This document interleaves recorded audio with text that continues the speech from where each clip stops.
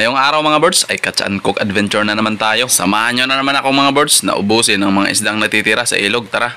Yan. Oh, yan suka. Hot.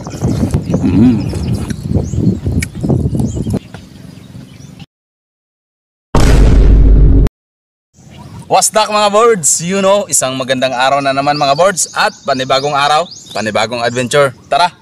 Yun mga birds, ngayong araw dito na naman ako sa ilog. Naghahanap ng pwede mapag-aryahan itong dala-dala kong lambat. Nang sa ganun ay makapanghuli na naman tayo ng mga sariwang isda at makapag food trip. At tamang-tama naman mga birds, napakakalmado at napakaganda ng panahon ngayon. Umabot din ng mga ilang minutong na paglalakad natin sa gitna ng ilog para makarating dito sa ating spot. Kaya't yan mga birds, itinali ko na yung dulo ng lambat dyan sa sanga ng puno na matinik. At pagkatapos kong may tali ang dulo nito ay unti-unti ko nang inarya yung lambat papunta dyan sa gitna ng ilog mga birds. Malakas kasi ang kutob ko ngayon mga birds na makakahuli na tayo ng marami at masasarap na mga pangulam. At maliban sa mga masasarap na mga pangulam ay nakaka-enjoy din talaga ang adventure na ganito mga birds. Pero mas nakaka-enjoy talaga mga birds kapag nakahuli tayo. Kaya't sana makahuli tayo ng marami-rami para makaulam tayo ng masarap. Yan mga birds, may unang first sample kaagad na hipon. Malaking-laki na rin. Isang magandang pangitain na to mga birds na makakahuli tayo ngayon ng marami-rami. Kaya't lumipat ako dito sa kabilang dulo ng lambat at hinila ko ito ng dahan-dahan para makasiguro tayo na di nila tayo matatakasan. At yan, unang huli nating isda dyan ay lumulubo yung tiyan. Pag siniswerte ka nga naman, yan o, pangalawa nating huling hipon, pwede na rin. So ito lang yung huli natin ngayon,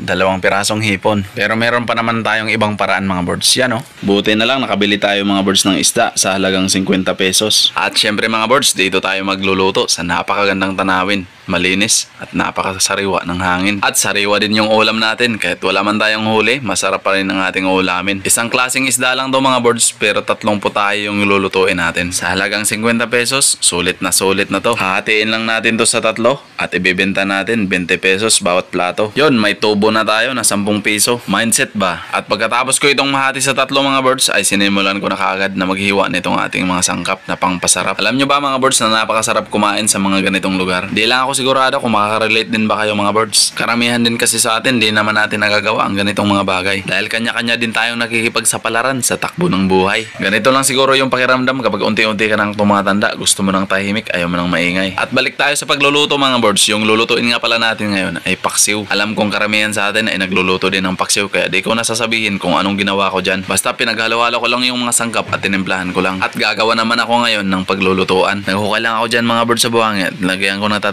pirasong kahoy at yan na ang magsisilbi nating lutuan. Nanguha lang din ako ng mga panggatong sa paligid at inapuyan. Yung paksiw mga birds ang una natin ditong isasalang. Dinimehan ko na nga kaagad ng panggatong para isang bagsakan na lang. Ganyan lang kasimpleng paraan mga birds para makapagluto tayo ng ulam. Paksiw mga birds, isa sa mga paborito nating pang-ulam. Tapos nandito tayo sa napakagandang lugar na napakasarap tambayan. At ang susunod ko nga palang gagawin mga birds ay yung kinilaw. Napakasarap kasi ng kinilaw kapag sariwa pa yung isda. Tamang-tama lang dahil nag-aantay pa rin naman tayo na maluto yung paksiw natin. Kumakain din po ba kayo mga birds ng kinilaw na isda? Napakasarap din kasi nito mga birds. Malinamnam at manamis-namis yung lasa. Lalo na kapag yung isda ay napakasariwa pa. At dahil naluto na nga yung aking pinaksiw mga birds ay isinalang ko muna itong inihaw. Ito kasi yung magkukumpleto sa 3 putahe natin ngayong araw. Kahit ganito kasimpleng mga ulam lang mga birds ay masaya na tayo. Ang mahalaga kasi ay yung mabusog tayo. Pagkatapos ko nga maisalang yung inihaw na isda mga birds ay itong kinilaw naman ang aking titimplahan. Hinugasan ko nga muna yung laman ng isda ng suka at pinigaan ko muna ito ng katas. At nang matapos ko na itong pigaan ay sabay-sabay ko na inilagay itong ating mga aromatics. At saka lalagyan ko na ulit ito ng suka. At pagkatapos niyan mga birds ay goods na yan. Masarap na talaga yan. Pagkatapos na natin yan paghahalo-haloin ay set aside lang muna natin yan. Nilagyan ko na rin nga pala muna mga birds ng kaunting asin para mas masarap at balanse yung lasa. At hinalo ko na rin ulit para manuot talaga yung lasa. Saka ko naman binalikan itong inihaw para baligtarin dahil luto na yung kabila nito. Napakabango talaga mga birds ng usok na ating inihaw dahil napakasariwa pa ng isda. Kahit nang maluto na nga itong mga birds ay isa-isa ko na itong kinuha. Kahit napakainit mga birds ay tiniis lang talaga natin. Excited na talaga tayong kumain. Nakaka-excite talaga mga birds kapag ganito kasasarap ng mga pagkain at ganito rin kaganda yung tanawin.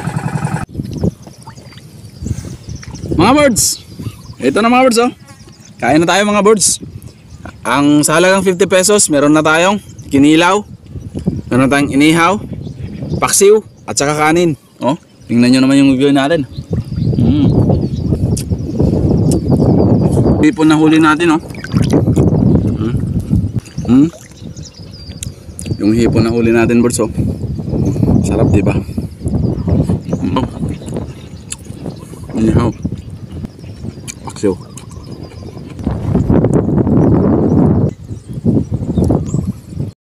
At bago nga pala magtapos tong vlog natin mga birds, ay shoutout muna kay Birds Chris Allen Flores.